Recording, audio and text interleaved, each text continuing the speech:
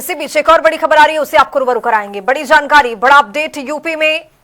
आपको बताते चले कि महिला आरक्षण पर विशेष सत्र बुलाया गया है। 30 अप्रैल को विधानमंडल का बुलाया जाएगा विशेष सत्र। कैबिनेट ने 22 सर्कुलेशन से मंजूरी दी है। सत्र का प्रस्ताव आज राज्यपाल को भेजा जाएगा। नियमों के अनुसार 7 दिन पहले सूचना अनिवार्य है। ये बड़ी जानकारी आप तक पहुंचा रही हैं।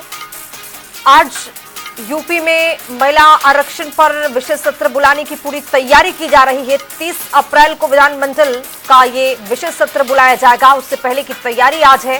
कैबिनेट ने 22 सर्कुलेशन जारी करते हुए ये अनुमति दी है। नियमों के अनुसार 7 दिन पहले सूचना देना अनिवार्य होगा। तो यूपी में महिला आरक्षण पर विशेष सत्र का आयोजन होगा।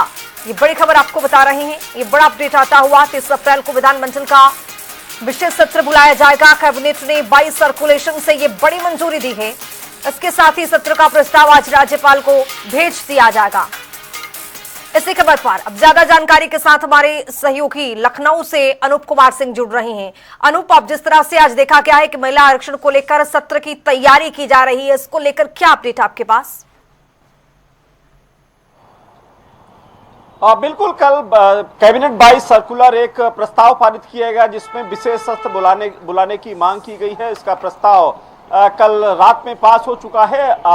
आज वो जो प्रस्ताव का है विधानसभा सत्र को लेकर के वो कैबिनेट के पास होने के बाद राज्यपाल के यहाँ जाता है। राज्यपाल उसको अनुमोदन करती है, उसके बाद तारीख का ऐलान हो जाता है।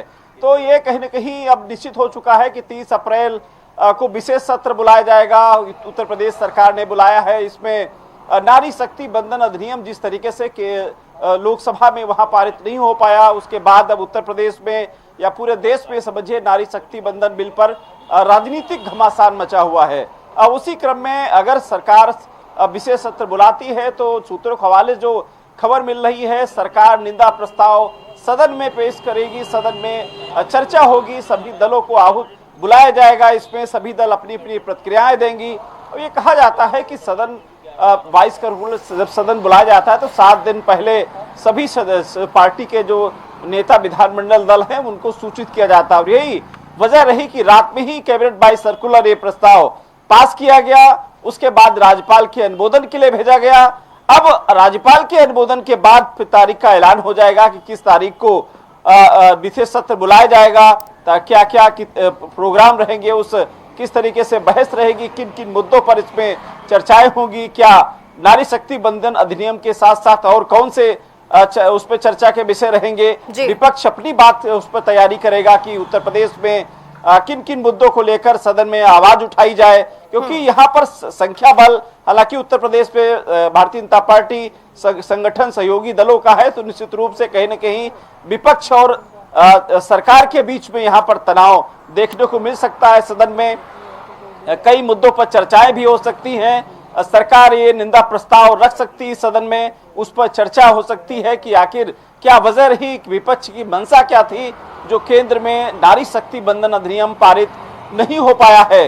उत्तर प्रदेश में हालांकि कल मुख्यमंत्री योगी आदित्यनाथ प्रेस कॉन्फ्रेंस करते हुए समाजवादी पार्टी कांग्रेस पर सीधा निशाना साध रहे थे, तमाम टीएमसी पर सीधा निशाना साधा कि ये लोग नहीं चाहते हैं कि उत्तर प्रदेश में नारी का सम्मान बढ़े। और यही वजह रही कि इस नारी शक्ति बंधन अधिनियम का वहां संशोधन का वहां पर विरोध हुआ है। अब कहीं न कहीं राजनीतिक जो माहौल है वो धीरे धीरे गरमा रहा है। 21 तारीख को भारतीय जनता पार्टी महिला मोर्चा पूरे देश भर में प्रदर्शन करने वाली है। आज इस नारी शक्ति बंधन अधिनियम को लेकर के तमाम जो महिला नेता हैं उनके अलग अलग बयान आ रहे हैं। विपक्षी दलों को घेरने की बात की जा रही। विपक्षी दल भी कहीं न कहीं उस लोकसभा में जो नारी शक्ति बंधन बिल अधिनियम संशोधन पास नहीं हो पाया है तो विपक्ष अपनी इस पर जीत बता रहा है। और जिसको लेकर कल अखिलेश यादव भी कहीं न कहीं प्रेस कॉन्फ्रेंस के जरिए अपनी उस जीत को, खुशी को बता रहे थे कि बड़ी खुशी है, उसमें बड़ी जीत मिली है। आने वाले समय में भारतीय जनता पार्टी हालांकि कोशिश करेगी ये मैसेज हर आधी आबादी तक पहुंचे और गांव-गांव तक जनसंपर्क चलाए भारतीय जनता पार्टी, ताकि महिलाओं को भारतीय जनता पार्टी ये समझिए कि प्रेरित भी कर सकती है भारतीय जनता पार्टी के सहयोग के लिए। और आने वाले चुनाव का मकसद भी यही भारतीय जनता पार्टी का है कि आधी आबादी कहीं न कहीं भारतीय जनता पार्टी से कनेक्ट हो और भारतीय जनता पार्टी को यह समझे कि महिलाओं की जो हितैषी पार्टी हो भारतीय जनता पार्टी है। यही मैसेज भारतीय जनता पार्टी मुझे लगता नारी शक्ति बंधन अधिनियम संशोधन के द्वारा देना भी चाहती है। बिल्कुल अनूप, ये भी देखा गया अपने आप में कि जिस तरह से सत्ता पक्ष की ओर से ये तमाम कोशिश कवायद तो हो रही है कि इस बिल को किसी तरह से पास कराया जाए, लेकिन इस तरह से हुआ नहीं। लेकिन विपक्ष उसी तरह से मुखर भी है। ये भी देखा गया कि अखिलेश यादव ने किस तरह से पीसी किया और पीसी करने के बाद सत्ता पर और सरकार पर किस तरह से हमलावर होते हुए नजर आए। जाहिर तौर पर उन्होंने ये सवाल भी किया अपने पीसी के जरिए कि आखिर जो सत्ता पक्ष के लोग हैं या प्रधानमंत्री हों या फिर योगी हों, आखिर क्यों चाहते हैं कि महिला को इस तरह से अपने इसमें आरक्षण के मुद्दे को या फिर परिसीमन जिस तरह से चल रहा है उसको पीछे करके बैकफायर ये मुद्दा कर रहा है उनका। और इस तरह से उन्होंने कई बड़े प्रहार भी किए।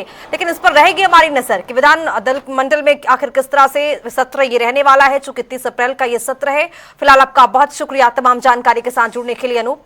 तो आपको बताते चले कि कैबिनेट ने 22 सर्कुलेशन से मंजूरी दे दी है और अब देखना दिलचस्प होगा कि सत्र जो जिस तरह से रहने वाला है विधान दल मंडल वाला, उसमें क्या खास रहेगा और किस तरह से विपक्ष अपना भूमिका निभाएगा।